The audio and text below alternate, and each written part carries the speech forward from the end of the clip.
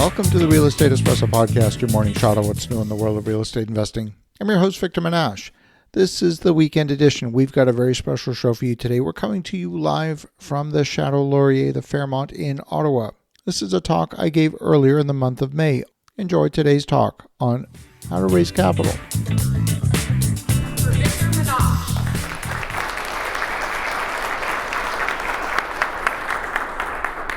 Thank you so much. Put up your hand if you are uncomfortable asking for money. Awesome. Because when you're raising capital, you should never ask for money. What I do is I offer people the opportunity to collaborate with me on a project. Doesn't that feel a lot better? So you're never, ever, ever asking for money. I learned how to raise capital in the tech industry, and that's one of the hardest places to raise capital because not only are you undertaking a business venture, but you're also developing the market at the same time. You're doing something that's vastly unproven. But if you are doing something in real estate, it's a whole lot easier. You're following a formula that is well understood.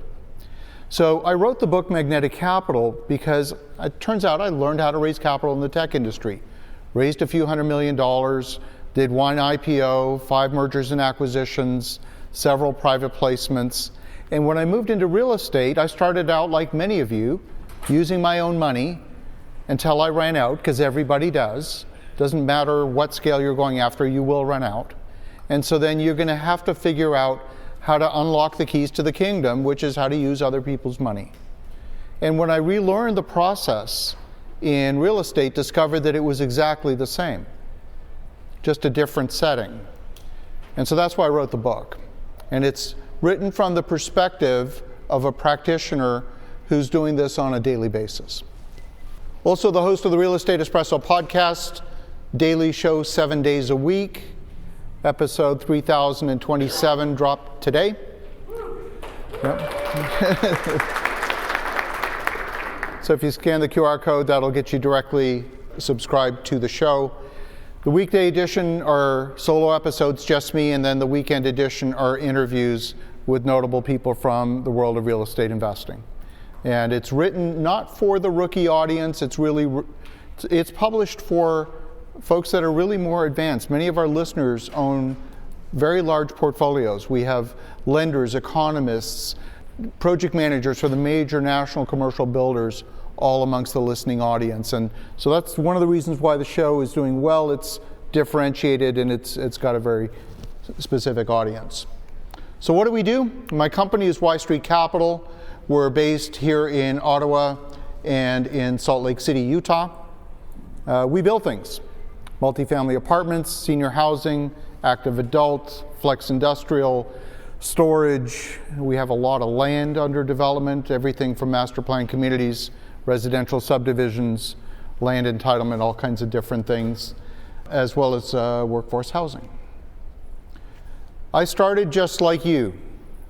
My very first investment was a 1-bedroom apartment here in Ottawa, corner of Bank and Laurier.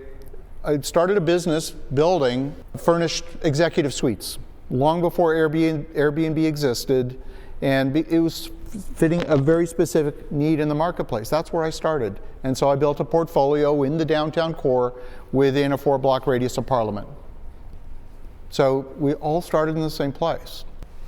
We've won some awards. This is a senior housing, assisted living and memory care facility in Lake Charles, Louisiana. It's full. We initially designed this project thinking we were going to get about 5,000 a bed.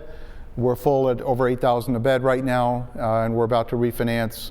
Property just got revalued at $21 million. The initial investment was $14.5, and we launched in the pandemic at a time,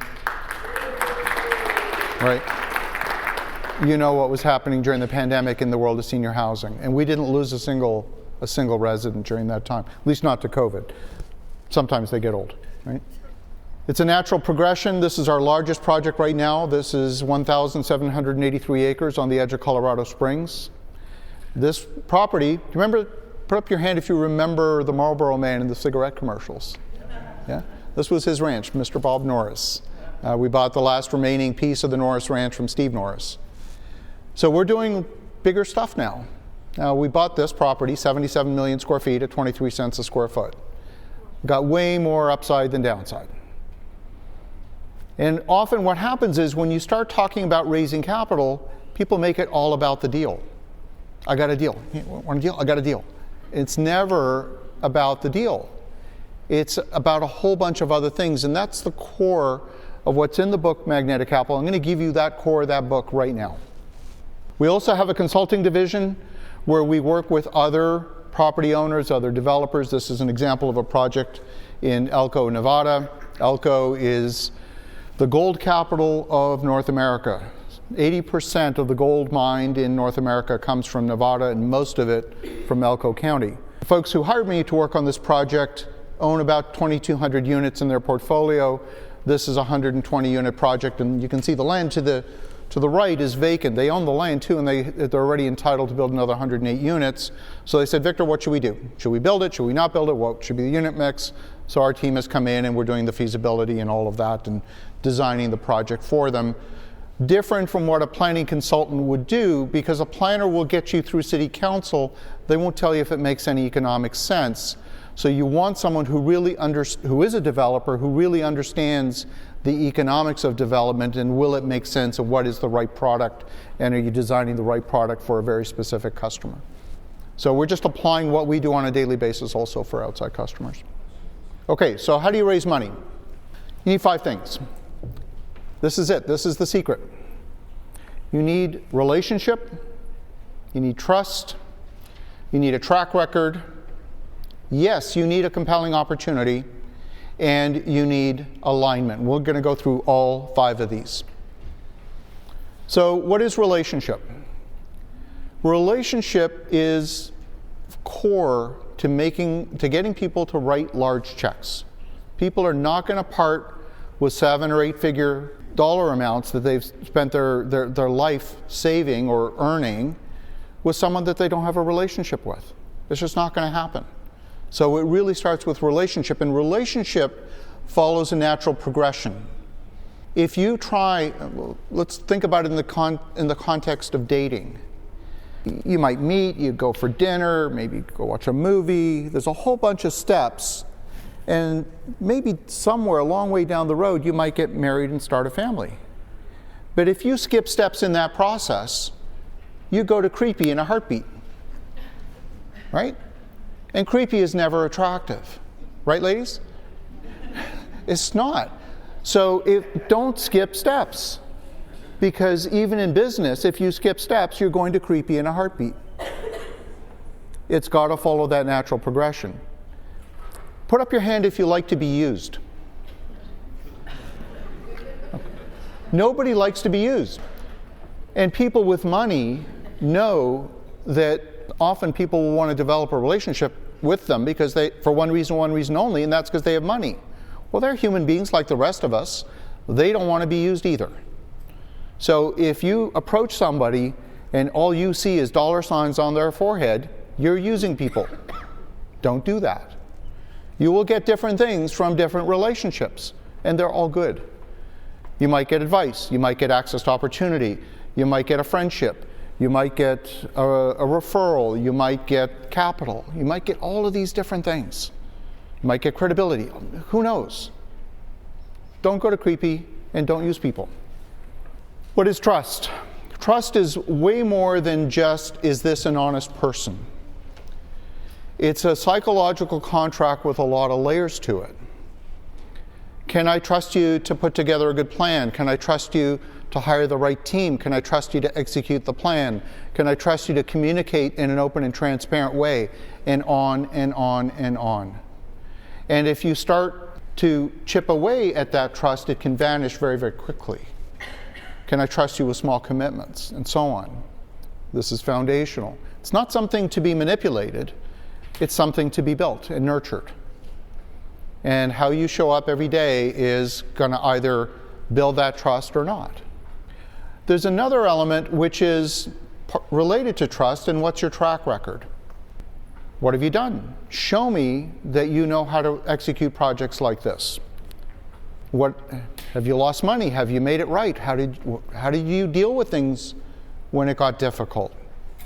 Now you might be thinking, well, I don't have a track record. So how am I going to raise any money if I don't have a track record? It's a circular argument. I'm stuck. Now, the thing to remember is that it's not your track record that is essential. It's the track record of your organization, of your team. This is super important. So for example, when I go in front of HUD, which is the U.S. Department of Housing and Urban Development, I bring Bob Keener with me. Bob is in his mid-70s. He's done over 10,000 apartments. He's done 13 HUD transactions. And when they asked, point to Bob. He's a member of my team. I haven't done that. It's okay. You've got to have a compelling opportunity. Is it simple enough to understand? It's a little bit in the eye of the beholder. What is the definition of beauty? Is this image on the magazine cover beautiful? It's a little in the eye of the beholder, right? So, for example, our land deal in Colorado, it's all the same dirt. But the value associated with that dirt is what you can do with it. We are looking at how do we create value on that property. And we get very, very big multipliers on that land value. We actually did, 2 weeks ago, just receive out of the blue an offer on the property for $127 million to put a data center on it. I don't know if that's going to work or not. I really don't. But if it does, that'll be a 7.5 times multiple on what we invested in the property, and that'll be a decent payday. But we don't know if it's going to work. So we're continuing on with our master plan community, which will be at a higher multiple, and we'll see. So there's uncertainty, right? What makes this property interesting is where it's located. It's next to Schriever Air Force Base, which is U.S. Space Command.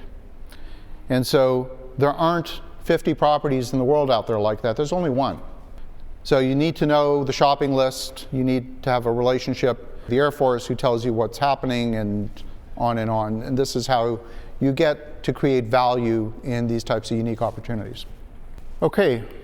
You need to align the goals for the money with the goals for the project. This is alignment. It's like a pair of shoes, and they have to fit. Doesn't matter. You walk in through the Rideau Center and you see the most beautiful pair of shoes, and it's your lucky day they're on sale. But if they don't fit, you're not a buyer. It doesn't matter how beautiful they are or how deeply discounted they are. When we talk about shoes, everyone gets it. You talk about money and people get weird about it.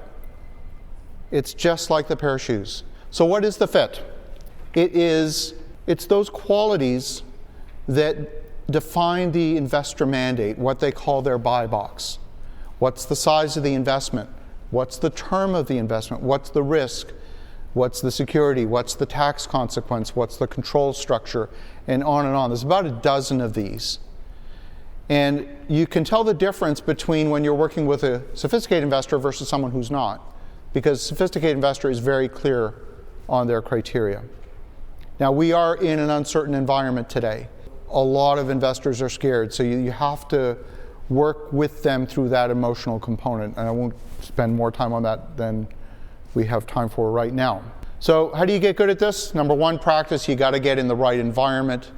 If you're hanging out with people at the bowling lane, they're probably not going to help you in this regard.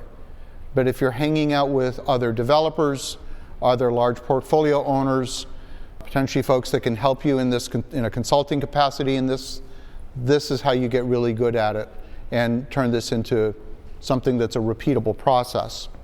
That's it for me. Thank you very much.